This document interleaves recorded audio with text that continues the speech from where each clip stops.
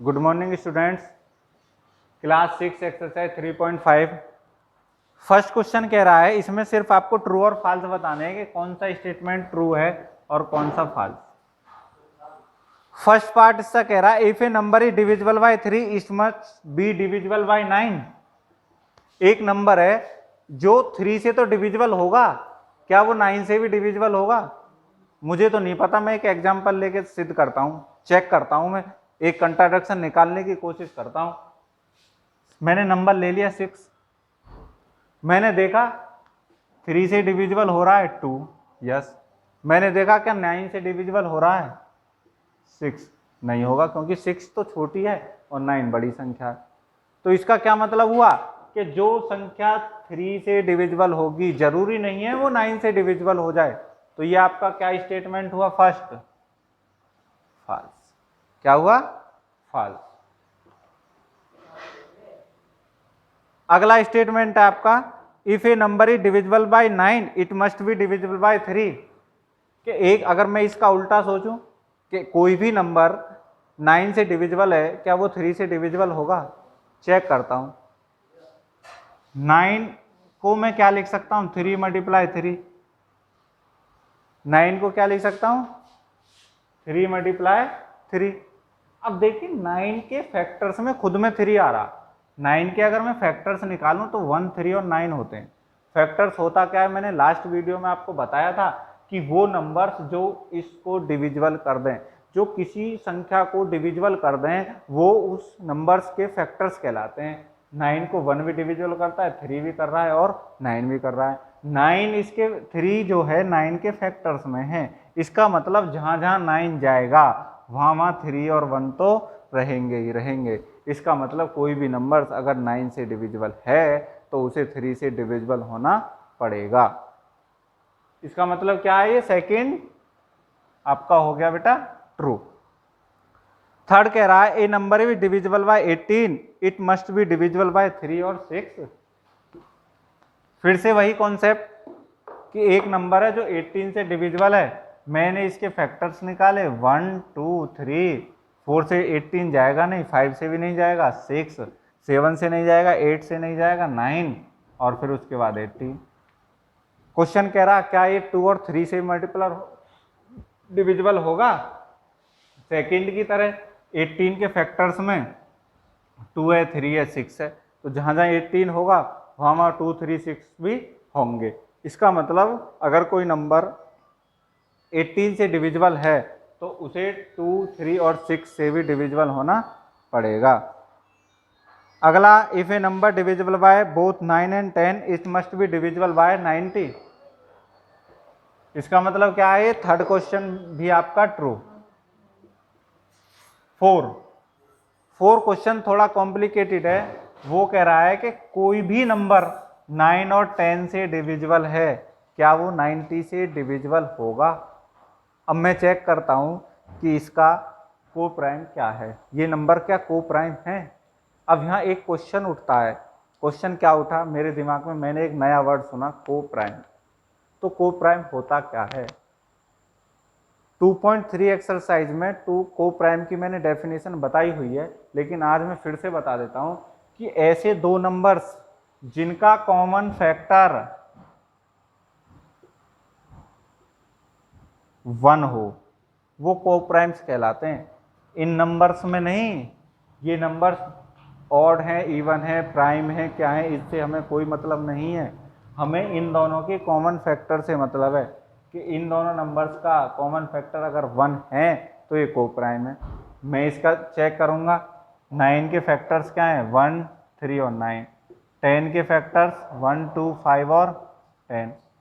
मैं देखूंगा क्या इन दोनों में कुछ चीज मिल रही है? हाँ मिल रही है, क्या? 1। तो इसका मतलब क्या है कि इसका जो कॉमन फैक्टर है वो क्या हो जाएगा? 1 होगा। जब कॉमन फैक्टर आपका 1 होगा इसका मतलब ये नंबर को प्राइम है। और को प्राइम नंबर्स का अगर मैं एलसीएम लूंगा तो 9 और 10, इसका मतलब क्या हो जाएगा? 90।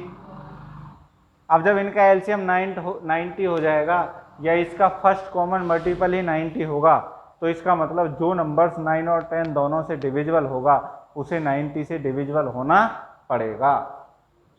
अगला है इफ टू नंबर आर को prime at least one of them be prime.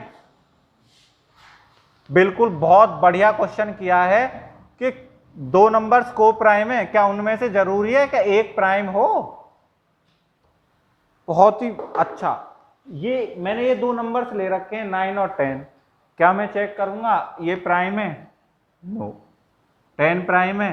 No. But ये तो को प्राइम है, तो इसका मतलब ये जरूरी नहीं है कि कोई दो नंबर को प्राइम हो, तो दोनों को अलग अलग प्राइम होना पड़ेगा। अगला question, all numbers which are divisible by 4 must be divisible by 8। ये कह रहा है कि नंबर हैं जो 4 से डिविजिबल हो रहे हैं, क्या वो 8 से भी डिविजिबल होना जरूरी है क्या? बिल्कुल भी नहीं। इसका एग्जाम्पल देता हूँ। एग्जाम्पल मान लीजिए 12 है, मैंने 4 का डिवाइड दिया 3, डिविजिबल है, लेकिन क्या 12 8 से डिविजिबल होगा? नहीं होगा। इसका मतलब कोई भी नंबर अगर 4 से डिविजिबल है तो 8 से डिविजिबल नहीं होगा। इसका उल्टा अगर मैं कहूँ कि कोई भी नंबर अगर 8 से डिविजिबल है तो उसे 4 से डिविजिबल होना पड़ेगा। क्यों होना पड़ेगा? क्योंकि 8 के फैक्टर्स में 1 2 4 और 8 4 आ रहा है। इसके किसी भी जहाँ जहाँ 8 होगा वहाँ 1 2 4 और 8 होने ही होने हैं। इसलिए कोई नंबर 8 से डिविजिबल है तो उसे 4 से डिविजिबल होना पड़ेगा, लेकिन इसका उल्टा बिल्कुल भी ट्रू नहीं है कि अगर कोई नंबर 4 से डिविजिबल है तो उसे 8 से डिविजिबल होना पड़ेगा।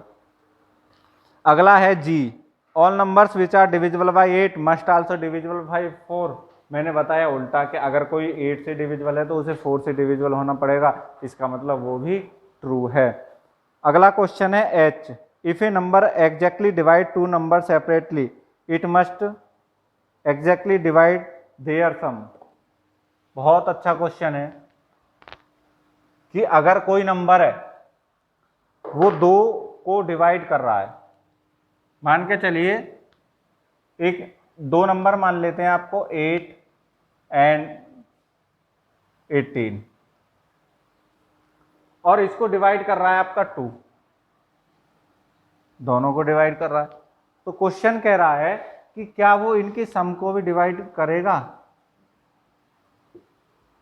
26/2 अपॉन 30 यहाँ तो कर रहा है, लेकिन अगर मैं कोई ऐसा एग्जाम्पल खोज लूँ कि जिसकी मदद से एक कंट्राडिक्शन हो जाए।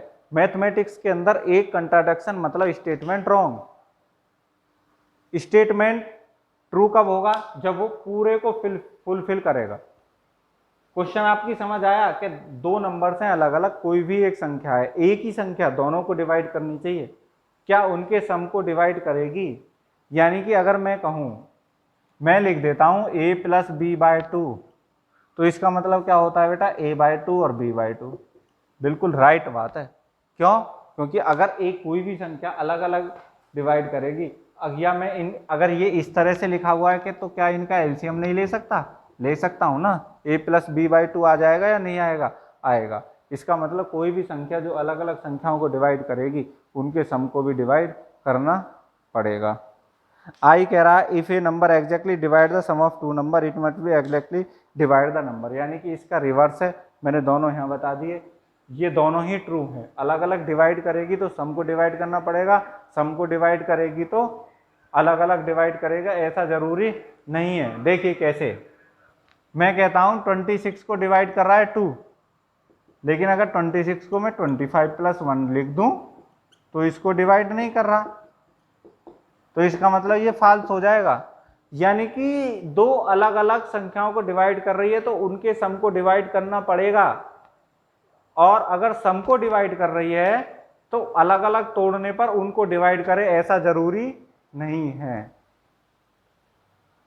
इसी के साथ इसमें क्वेश्चन नंबर 1 में आपके आई तक पार्ट हैं। अगर इनमें आपको फिर भी कोई दिक्कत है तो कमेंट बॉक्स में जाइए, कमेंट कीजिए, मैं नेक्स्ट वीडियो में उसे और अच्छे से बताऊंगा। Thank you.